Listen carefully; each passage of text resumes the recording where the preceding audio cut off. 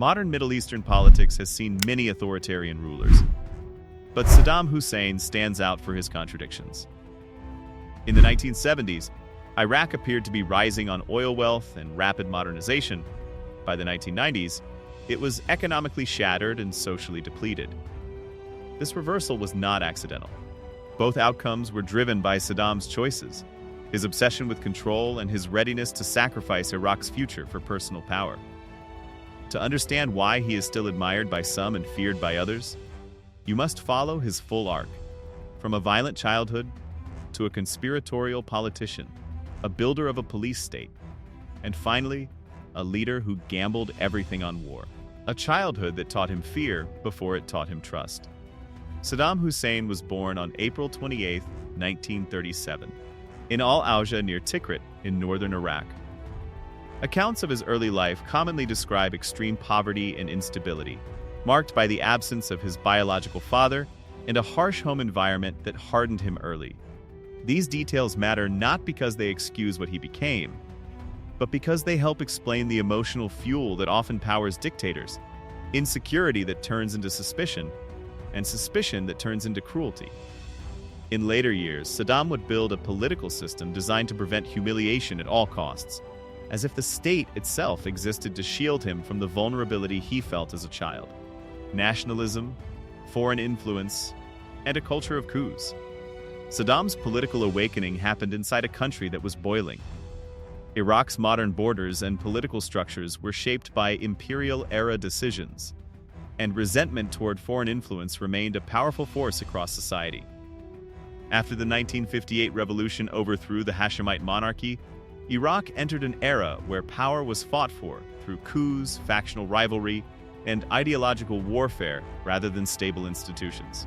In that atmosphere, politics wasn't simply debate. It was survival. Competing visions clashed. An Iraq-first approach versus pan-Arab unity movements that imagined Iraq as part of a larger Arab nation. For ambitious young men, the lesson was brutal but clear. If you want influence in a state like this, you do not wait for elections. You join a machine. An ideology that became a pathway to power. Saddam joined the Ba'ath Party as a young man, attracted to its promise of Arab unity, secular nationalism, and resistance to outside domination. In theory, Ba'athism offered modernization and independence. In practice, Ba'athist politics across the region often relied on coercion and party discipline, because the movement valued control as the mechanism for transformation. Saddam fit that world perfectly. He was not primarily a public intellectual or a charismatic philosopher of the cause. He was useful in the way that mattered inside conspiratorial politics, reliable, ruthless, and willing to do what others hesitated to do, entering politics through violence. In 1959, Saddam participated in an attempted assassination of Iraq's leader Abd al-Karim Qasem. The plot failed, Qasem survived, and Saddam fled Iraq afterward. The episode became an early badge of commitment inside party culture, where violent action could be treated as proof of loyalty. It also revealed something crucial about Saddam's future. He was willing to stake everything on high-risk moves, and he learned early that survival after failure depends on networks, secrecy, and cold calculation. Those habits would later define how he ruled an entire country. 1968 and the real climb. After the Ba'athists returned to power in 1968, Ahmad Hassan al-Bakr became president, and Saddam rose rapidly inside the regime's inner machinery. This was the phase where Saddam's true talent emerged. He didn't build his dominance by winning hearts. He built it by controlling the organs that decide who lives, who rises, and who disappears. He strengthened internal security, expanded surveillance, and made loyalty the currency of advancement. By positioning himself as the gatekeeper of safety and promotion, he turned the state into a system that pointed upward toward him. The decade Iraq looked like a success story. In 1972, Iraq nationalized the Iraq Petroleum Company's assets, dramatically increasing state control over oil revenues. This shift mattered because it gave the regime enormous funds to spend. And in the 1970s, Iraq expanded development, social services, and state led modernization in ways many citizens could feel in their daily lives. That reality became part of Saddam's myth, the leader who made Iraq richer, stronger, and more modern.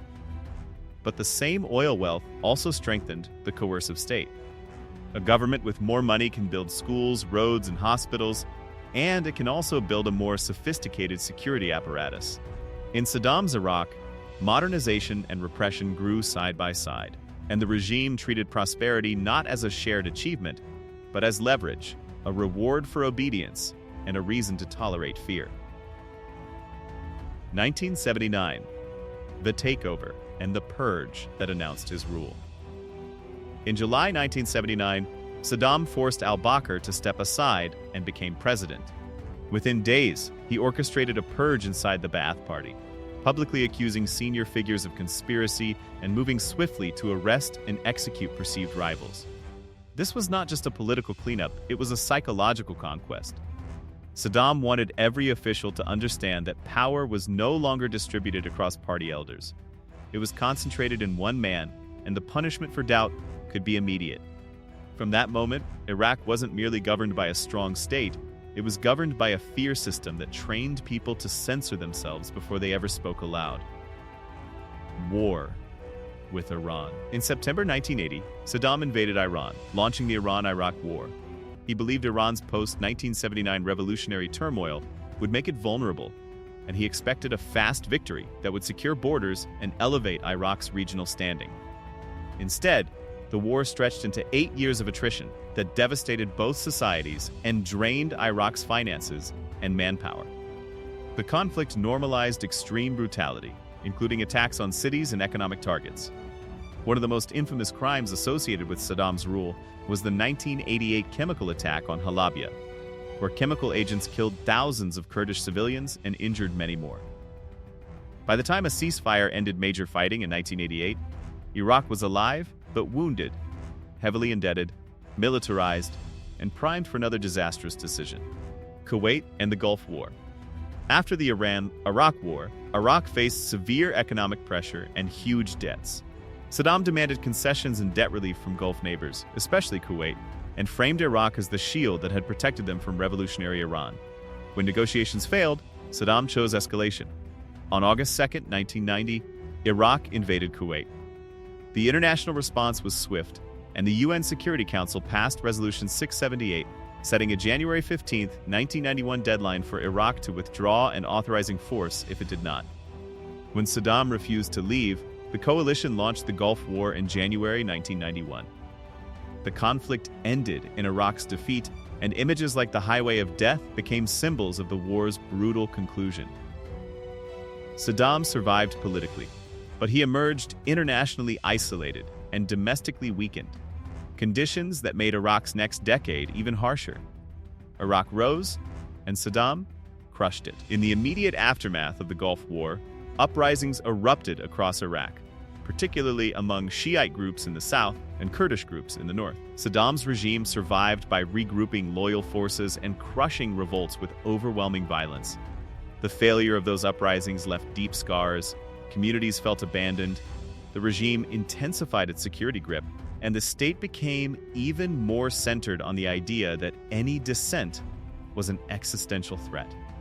Saddam did not interpret rebellion as a political problem to solve, he interpreted it as a danger to exterminate. A nation starved while the regime adapted. After the war, UN Security Council Resolution 687 established the ceasefire terms and required Iraq to disarm and submit to weapons inspections. Sanctions remained in place for years, and Iraqi society paid a steep price in hardship, poverty, and the erosion of normal life. The Oil for Food program was later introduced to allow limited oil sales to purchase humanitarian goods, but it did not restore economic stability and became associated with corruption and diversion of resources. In many Iraqi households, the 1990s became a decade of improvisation and survival. Meanwhile, the ruling elite found ways to protect themselves. That contrast, ordinary people sinking while the regime endured, became one of the most bitter legacies of the era. 2003, invasion, capture, trial, execution. In March 2003, the United States and its allies invaded Iraq, and Saddam's regime collapsed within weeks. Saddam went into hiding and was captured on December 13, 2003 near Tikrit during Operation Red Dawn. He was tried by an Iraqi court and executed by hanging on December 30, 2006. His end was dramatic, but the deeper story is that Iraq did not simply lose a dictator, it lost an entire governing structure at once. And the vacuum that followed reshaped how people remembered everything that came before. Saddam's legacy. Saddam's legacy has resurged in certain conversations because the Iraq that followed his fall experienced severe violence, fragmentation, and external interference. When the present feels unsafe, memory becomes selective, and stability, any stability, starts to look like a virtue. That is why some people speak of him as a strong leader, especially when they compare the 1970s or even the controlled fear of later years to the chaos that followed 2003. But historical honesty requires holding the full picture. Saddam did deliver visible modernization during the oil boom era, and the state did function in ways that many could feel. Yet that functioning rested on repression, purges, surveillance, and the crushing of entire communities when the regime felt threatened. His wars, first against Iran, then against Kuwait, accelerated Iraq's decline, and his survival strategy consistently prioritized his own authority over his people's future. Saddam Hussein's story forces us to confront an uncomfortable truth about power. Stability achieved through fear can look strong, even successful, for a time, but it carries a hidden cost that eventually comes due. Iraq's tragedy was not the rise of a dictator alone, but the way one man's insecurity and ambition were allowed to become an entire system. If you want more deep, honest history that goes beyond headlines and myths, like and subscribe.